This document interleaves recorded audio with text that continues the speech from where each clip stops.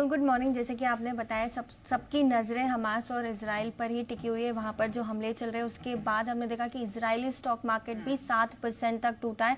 In fact Egypt के भी market देखेंगे तो आपको वहाँ पे 5% की गिरावट नजर आई। जब विश्व युद्ध जो भी युद्ध का ऐलान होता है तो मार्केट्स हो चाहे कमोडिटीज़ हो इक्विटीज़ हो, वहाँ पे इम्पैक्ट हम देखते हैं। और 50 साल पहले जब 1973 में युद्ध हुआ था उसके बाद हमने देखा था कि जो कच्चे तेल के भाव है वो वहाँ पे मल्टीफोल्ड इंक्रीज आते हुए नजर आए थे। लेकिन 1973 की डिमांड सप्लाई की इक्वेशन अलग थी, आज की सिचुएशन की इक्वेशन जो है वो अलग है। इसलिए ब्लूमबर्ग की भी रिपोर्ट्स और काफ़ी सारे रिपोर्ट्स है वो इंडिकेट करते कि आज की सप्लाई सिचुएशन, आज की डिमांड सिचुएशन, आज की जो सिचुएशन है क्रूड ऑयल को लेकर वो अलग है। हालांकि नियर टर्म में आप जंप बिल्कुल देखेंगे कमोडिटीज़ के भाव में, चाहे वो सोना चांदी हो, क्रूड, और इनफैक्ट आज सुबह भी अगर आप देखें तो कच्चा तेल 4% ऊपर। बीते हफ्ते हमने देखा था कि कमजोरी भरा सेशन रहा था क्रूड के लिए, लेकिन सोमवार की सुबह 4% ऊपर आपको क्रूड नजर आ रहा है। $88 के पास आपको फिलहाल क्रूड ट्रेड करते हुए दिखेगा।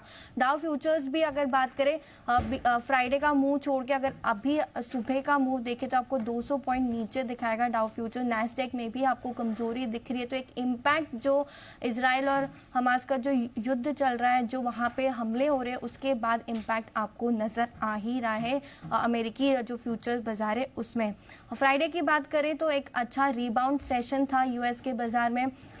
इनिशियल एक कमजोरी के साथ शुरुआत हुई थी, फिर जॉब्स डेटा सामने आया, उसके बाद एक शानदार रिकवरी बाजार में देखने को मिली। 400 पॉइंट का एक इंट्राडे मूव आपको देखने मिला था डाउ में। इनफैक्ट जो क्लोजिंग हुई है वो भी आपको अच्छी बढ़त के साथ तीनों के तीनों इंडेक्सेस में आती हुई नजर आई थी।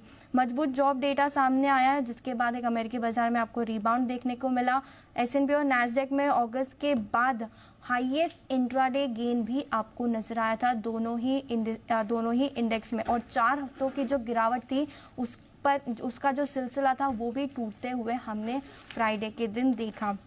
इनफैक्ट पिछले हफ्ते हमने बात भी की थी कि डाउ ने सारी जो बढ़त है 2023 की वो गवा दी थी, लेकिन वहाँ पे आपको नजर आएगा फ्राइडे में हल्की फुल्की आपको बढ़त भी दिखी। S&P भी देखे तो आपको 1 से 1.25% की बढ़त दिखा रहा है। और नैस्डैक जो टेक हेवी स्टॉक्स थे वहाँ पर भी अच्छा रिबाउंड आते हुए नजर आता है। जॉब्स डेटा जो इतना सरप्राइजिंग डेटा सामने आया, इतना मजबूती वाला डेटा सामने आया, वो भी मैं आपको बता देती हूँ। 8 महीनों में सबसे अधिक नौकरियां जो है वो जोड़ी गई।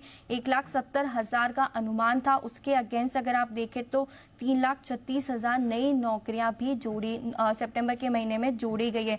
हालांकि एक पॉजिटिव यहाँ पे जो इन्फ्लेशन को डेटा होता है, वेजेस का जो डेटा होता है, वेतन का जो डेटा होता है, वो अनुमान से थोड़ा कम आया। तो दोनों ही तरफ के आपको डेटा दिखेंगे।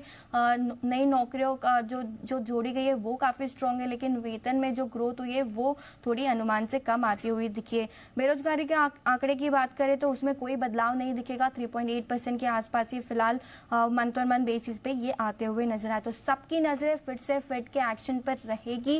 जो मार्केट का यही कहना है कि जो इंटरेस्ट रेट हाइक है, जॉब डेटा को लेकर यहाँ पे लगातार अभी जो दरें वो बढ़ सकती है आने वाली पॉलिसीज में। इसलिए हमने देखा कि 10 साल की जो बॉन्ड यील्ड थी वो 7% बढ़कर इनफैक्ट 16 साल के ऊंचाई पे भी आपको दिखेगी 4.8% के आसपास। डॉलर इंडेक्स में भी थोड़ा ब्रेक लगते हुए दिखा, 106 के करीब आपको ट्रेड करता हुआ दिख रहा है। और 11 हफ्तों की जो एक तरफा तेजी हमने डॉलर इंडेक्स में देखी थी वो भी थोड़ी सी थमती हुई नजर आई थी। इस हफ्ते अमेरिका के महंगाई के आंकड़े आने वाले हैं तो वहां पर रखनी है नजर। साथ ही साथ FOMC मीटिंग के जो मिनट्स है वो भी आते हुए दिखेंगे। तो दोनों ही डेटा इंपॉर्टेंट है। इनफैक्ट थर्ड क्वार्टर का भी जो नंबर्स है वो आते हुए नजर आने वाले हैं। यूरोप के बाजार में कोई प्रॉब्लम नहीं थी, बढ़त के साथ ही सारे के सारे इंडेक्स बंद होते हुए दिखे। जापान में आज हॉलीडे, चाइना रीओपन होने वाला है। एक हफ्ते की जो वहाँ पे हमने छुट्टी देखी थी उसके बाद। कमोडिटीज की बात करें तो कच्चे तेल की हम बात कर ही चुके, 4% फिलहाल आपको ऊपर दिखा रहा है। सोना चांदी भी देखे तो वहां पर भी तेजी, और बेस मेटल में बीते हफ्ते हमने गिरावट देखी थी। तो काफी कुछ है जहाँ पे आपको नजर रखनी है। इन्फ्लेशन का डेटा भी आएगा इस बार अमेरिका का, और सबकी नजर इजराइल और हमास पर ही टिकी हुई है।